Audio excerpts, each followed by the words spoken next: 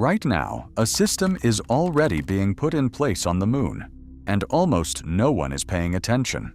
By the time it becomes visible, it is already too late for anyone to stop it. But the most unsettling part is not the construction itself. It is how little attention it is receiving while it happens. Because hidden inside official plans and upcoming missions is a timeline that is already unfolding faster than most people realize. And if that timeline holds, the balance that has existed in space for decades may not just change, it may disappear before anyone realizes what has already been put in place. For decades, the Moon was not a priority. After Apollo, everything slowed down. No urgency, no permanent plans, no system, just isolated missions. The Moon became symbolic, not functional. Over the past 15 years, China has launched more lunar missions than any other country, because what is happening now is not a return. It is a structured sequence. Orbit, land, return, build. Not random steps, but a progression. Each mission does not stand alone. It removes uncertainty before the next begins, which means progress does not reset. It compounds. This sequence has already been executed through missions like Chang'e 1 and Chang'e 2, each phase designed to unlock the next. Because once uncertainty disappears, decisions become faster and expansion becomes predictable. The earliest missions focused on mapping, not for visibility for precision, detailed surface models, terrain analysis, landing zone selection, removing risk before landing even begins. Every variable reduced before physical presence begins. That is preparation. So when landings started with Chang'e 3, they marked the first soft landing on the Moon since the 1970s. They were calculated based on years of data. Then something changed, and it reset the objective completely. The surface itself did not match assumptions. Different regions, different compositions. Its rover discovered volcanic rock that did not match Apollo samples, which means previous missions did not represent the Moon accurately. Most of the Moon was never actually understood. Earlier missions only explored a fraction. Because exploration is no longer about repeating success, it is about accessing what has never been reached. And once that shift happens, every new location becomes more valuable. That is why missions like Chang'e 4 moved outward, into areas that had never been reached before, and that is the point. This stops being exploration and becomes strategic positioning. This is not a return to the Moon. It is the first time it is being understood well enough to be used. Understanding the Moon is not the point. Turning it into a system is what changes everything. What looks like separate missions is already functioning as one system. Not separate actions, but connected execution. Upcoming missions are no longer designed to simply reach the surface. They are testing infrastructure, interaction, dependency, continuity. Landing sites are chosen for long-term function because this is no longer about reaching the Moon. It is about staying there. And staying there requires structure, not missions. A system, because the Moon is no longer a destination. It becomes a platform for control. China is building a network, a communication layer, a resource system, a production capability, and a permanent base. All connected, robotic systems, communication layers, energy supply, future human integration, operating together. And once those elements interact, the function changes.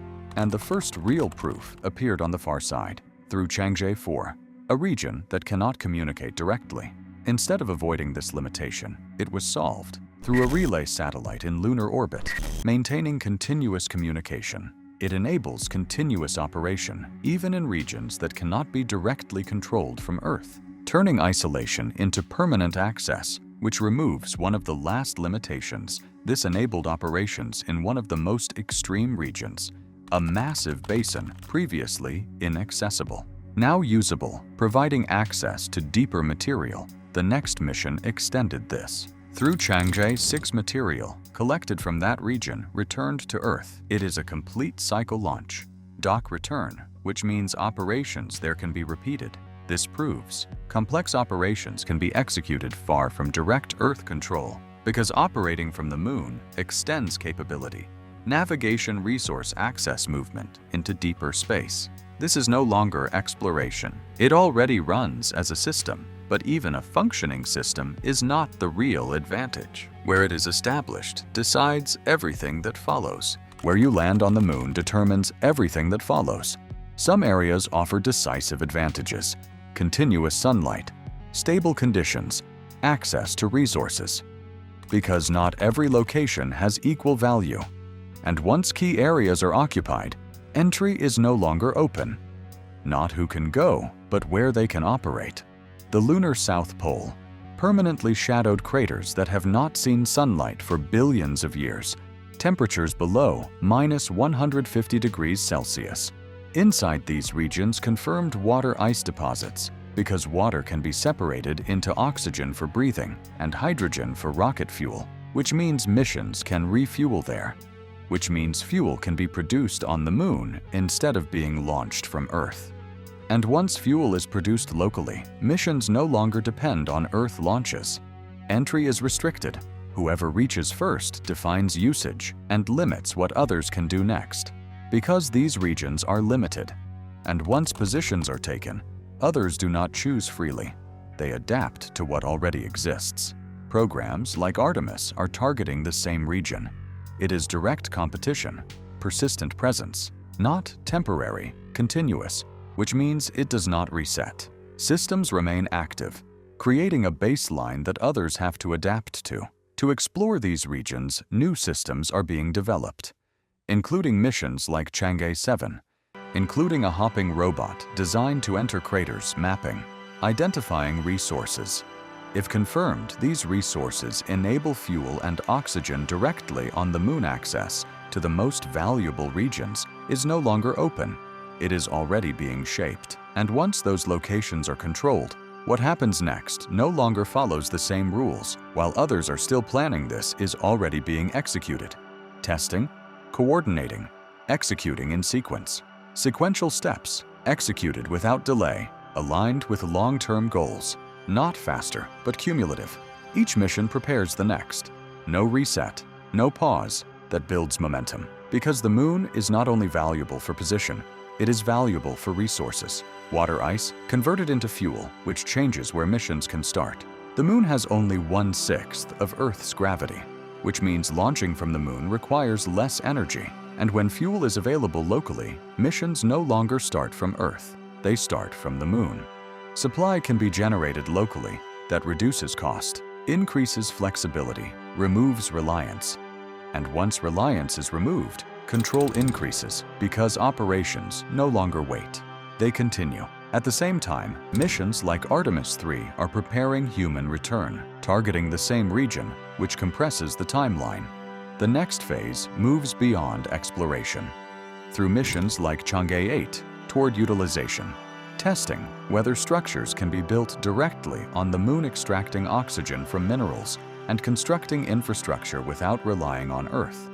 These developments lead toward a long-term objective, a permanent base, known as the International Lunar Research Station, supporting extended missions built step by step, automated first, then human presence, from temporary stays to continuous operation. This is no longer expansion. It is the point where presence stops being temporary. And once something becomes permanent, nothing that follows starts the same way. Expansion in space does not happen evenly. It follows what is already there. Arriving first is what sets everything in motion. And that advantage compounds, but that reaction does not start from the same point. Because one side is already operating there, and the other is just arriving. Because once a system becomes established, the other does not arrive on equal terms. It arrives at a disadvantage. Because the most valuable locations are not empty. They contain water ice, which can be turned into oxygen for breathing and hydrogen for fuel, which means fuel can be produced on the moon. And once that happens, missions do not start from Earth anymore. They start from the moon, which reduces cost and increases frequency. And once operations start from the moon, everything that follows moves faster. Because whoever establishes lasting presence first controls where missions begin. And once that happens, you are no longer deciding how to operate. You're moving inside something that is already in motion and already shaping what comes next before anyone else can.